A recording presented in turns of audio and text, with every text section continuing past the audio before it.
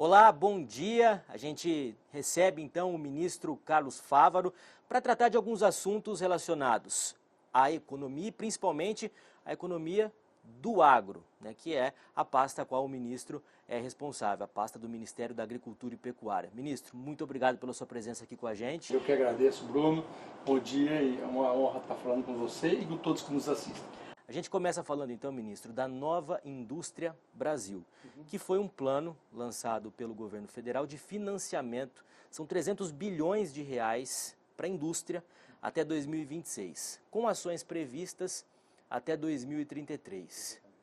O senhor acha que esse plano ele é o suficiente para melhorar a questão da industrialização no Brasil, para que o Brasil possa, de certa forma, fazer uma concorrência mais próxima, por exemplo, da indústria chinesa? O Brasil vive um momento muito especial, Bruno. Veja que nós percorremos o mundo no ano de 2023 fazendo relações comerciais. Só no agro, para você ter uma noção, abrimos 78 novos mercados que o Brasil ainda não atingia. Muito disso é industrializado, é a indústria da agropecuária. E o momento especial também se dá em virtude das crises energéticas no mundo. Eu tive como presidente uma grande comitiva de empresários, como presidente na Alemanha, e assinamos 18 tratados, compromissos estabelecidos, porque a Alemanha, como toda a Europa, vive um dilema energético, né?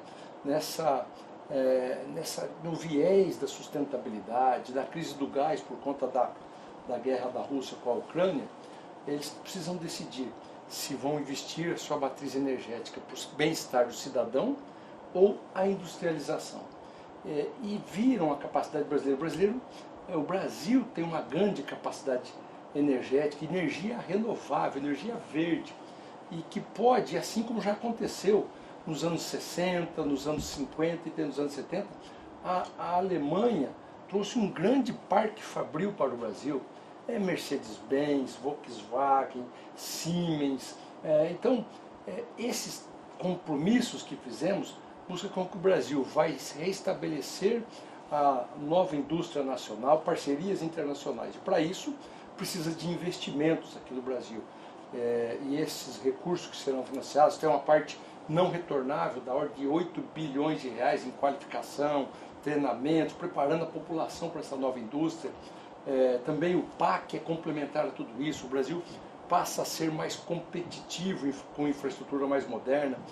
A nova reforma tributária que foi aprovada pelo Congresso e sancionada no final do ano passado, o Brasil vai ser um país menos burocrático. O cipoal de cobrança tributária será simplificado.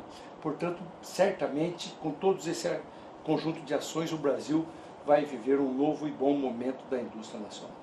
Alguns especialistas ficaram com dúvidas de onde vai sair esse dinheiro, esses 300 bilhões de reais. E muitos dizem que um plano como esse que está sendo feito agora já foi feito no passado e que não deu certo. Enfim, como que o senhor enxerga essa análise? Bom, primeiro, é óbvio, como disse, não é uma varinha de condão. Conjunto de ações precisam ser feitas, né? Essa é uma competição que todos os países buscam cada vez mais ter uma industrialização local, gerar emprego e vender produtos manufaturados para os seus países amigos. Como disse, a conjuntura e o momento atual é propício ao Brasil. Então, diz que o dinheiro talvez não tenha todo esse recurso. O Brasil vive um bom momento na captação de recurso internacional. A moeda estável, inflação controlada, o déficit público controlado. Aí, como já disse, um novo arcabouço tributário no Brasil foi votado.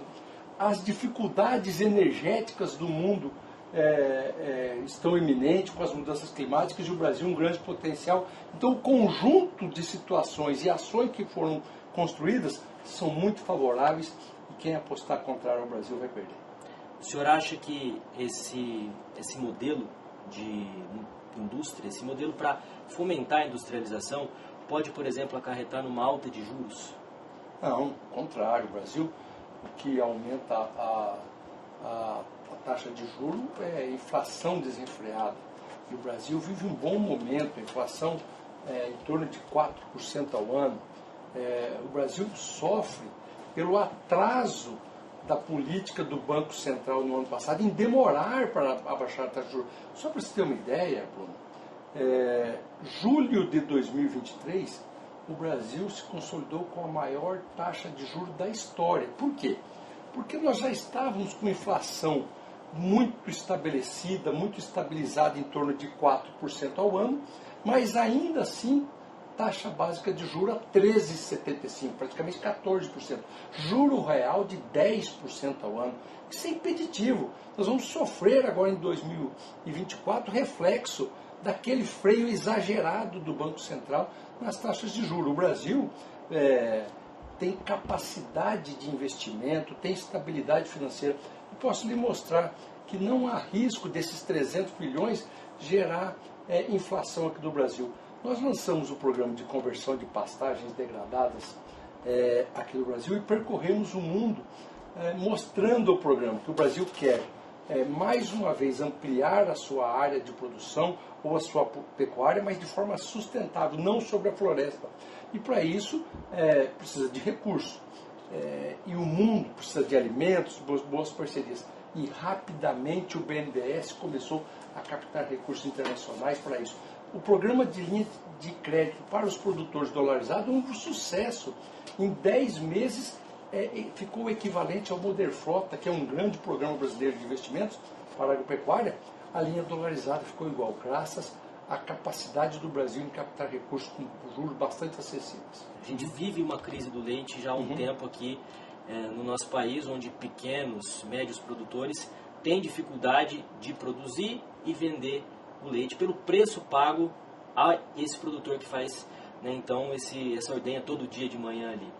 E existe também então um anúncio de um plano de financiamento para esses produtores de leite. De que forma que está esse projeto? Basicamente, esse recurso é para saldar o passivo que gerou nesse 1 ano e meio de preços muito achatados. Ele vai zerar as dívidas deles com a cooperativa, com seus fornecedores, vai ter um pouco de tranquilidade mais por um período. Além disso, as compras públicas estão acontecendo, aumentando produtos derivados de leite na Bolsa Família, nos programas sociais, de cesta básica, de merenda escolar. E com tudo isso, além do incentivo fiscal tributário agora para a compra de leite in natura, nós acreditamos que o preço vai subir, porque tem um incentivo fiscal que, segundo a OCB e a CNA, nos números propostos, eles acreditam que só o que diminui de PIS/COFINS, ou de dar crédito tributário do PIS/COFINS a quem compra leite in natura no Brasil, o litro de leite deve subir em torno de 70 centavos para o produtor. Crise da soja. A gente está vendo que aqui na região centro-oeste, Mato Grosso do Sul, Goiás, principalmente a região centro-oeste, tem sofrido então com a safra de soja. O tempo não contribuiu esse ano, né? Os produtores estão estimando perdas consideráveis. E nesta semana, no IMEA, a gente viu que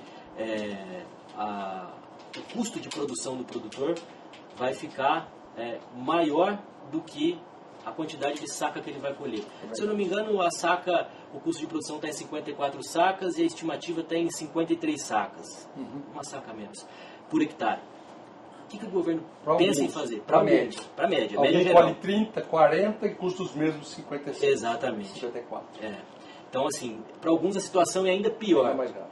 Então, de que forma que o governo tem olhado para essa situação e pensado em medidas que possam minimizar esses prejuízos? Nós podemos e já vamos começar a lançar medidas para que o produtor comece a dormir com um pouco mais de tranquilidade. Se não colher bem, ele vai ter medidas governamentais, linhas de crédito para que ele possa sacar financiamentos, cumprir os seus compromissos que ficaram faltando e alongar isso em alguns anos para pagar.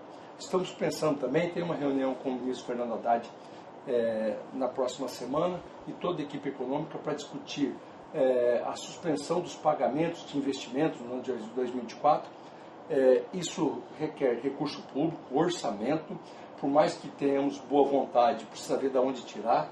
Nós não podemos comprometer os compromissos fiscais, por isso que gera inflação, e aí o Brasil começa a ter problemas. Mas a vontade política, eu tenho certeza que encontraremos soluções antes de que qualquer crise se instale na agropecuária brasileira. O Mato Grosso é o maior produtor de grão do país, né? E o senhor conseguiu trazer para cá a reunião do G20. Vai ser em setembro. Em setembro.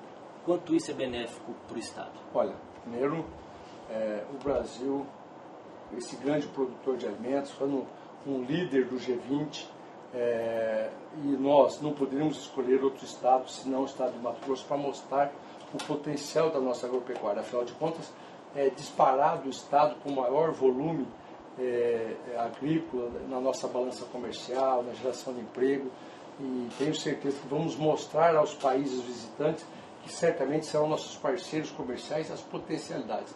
O resultado disso, além de acordos gerados no âmbito do G20, mas também acordos bilaterais, acordos comerciais que vão gerar oportunidades de crescimento na nossa agropecuária, não só para Mato Grosso, mas para todo o Brasil. A gente tem acompanhado aí nos últimos meses a questão da discussão entre governo, Congresso e também empresários sobre a desoneração da folha salarial. O governo quer a reoneração da folha de 17 setores da economia. O Congresso quer estender isso até 2027, foi já inclusive decidido isso pelo Congresso, depois o governo federal vetou, e isso continua em debate. Qual que é a sua posição? O senhor é do governo, mas o senhor também fala pelos empresários também, representa os dois lados. Qual que é o seu posicionamento em relação a isso, ministro? Isso é um papel normal, as coisas acontecem de forma muito tranquila, cada um cumpre o seu papel. Quando o empresário reivindica a desoneração da folha, porque ele quer ser mais competitivo e gerar emprego, né? Quando o parlamento vota então medidas para essa desoneração, é porque ele escuta o eco das ruas, dos empresários, e traz isso para a legislação. E quando o governo veta essa desoneração, é porque ele tem responsabilidade fiscal. Você acha que, francamente, o presidente Lula, um homem que vem da indústria, um homem que vem do emprego, um homem que vem de todo um histórico sindicalista, queria onerar a folha de pagamento para gerar desemprego? Você acha que o ministro Fernando Haddad quer onerar a folha de pagamento porque ele gosta de fazer maldade para empresário? Claro que não. Agora, ele tem responsabilidade fiscal. Eu, coincidentemente, neste momento dos vetos, estava como senador da República. Eu me licenciei por uma missão dada pelo presidente Lula na votação da escolha do ministro Flávio Dino para o Supremo Tribunal Federal. Eu e outros colegas ministros, senadores, voltamos para o Congresso. E essa matéria veio à pauta. E eu voltei como senador pela desoneração, pela derrubada do veto. E sou ministro. Mas compreendo que, como governo, nós temos que ter solução. Qual é a fonte de recursos para que nós possamos continuar desonerando a folha, mas sem comprometer a estabilidade fiscal do Brasil? Esse é o debate que está começando a ser tratado entre o presidente Lira, o presidente Pacheco, o ministro Haddad, e eu tenho certeza, os líderes, e vamos chegar a bom termo para poder desonerar a folha, mas não comprometer a estabilidade fiscal brasileira. Tomando como princípio que o governo não quer o desemprego, e o senhor é um representante do governo, por que o senhor votou pela desoneração? Por isso, cada um está cumprindo o seu papel. E quanto custa pior do que onerar a folha é a volta da inflação com o desequilíbrio fiscal brasileiro. Senão todo mundo dá incentivo toda hora. É o que eu disse para você. Será que o ministro Haddad quer fazer maldade, quer gerar desemprego? Não, ele quer ter estabilidade fiscal, tem que ter responsabilidade para ser ministro da Fazenda. Agora, vamos achar então outras formas de arrecadar o suficiente para não ter déficit fiscal. É possível. Eu já vi, e você já viu o debate sobre a taxação de importações de até $50. Hoje, bilhões de reais entram no país sem pagar R$1 de imposto, graças a esse benefício de até $50. Inclusive, desindustrializando aqui dentro. Alguns são contra em taxar. E será que não é essa a alternativa? Você vai comprar produtos nacionais que geram emprego aqui, a Receita arrecada um pouco mais e pode desonerar a folha. São medidas que precisam ser debatidas. Não se faz um omelete sem quebrar ovo.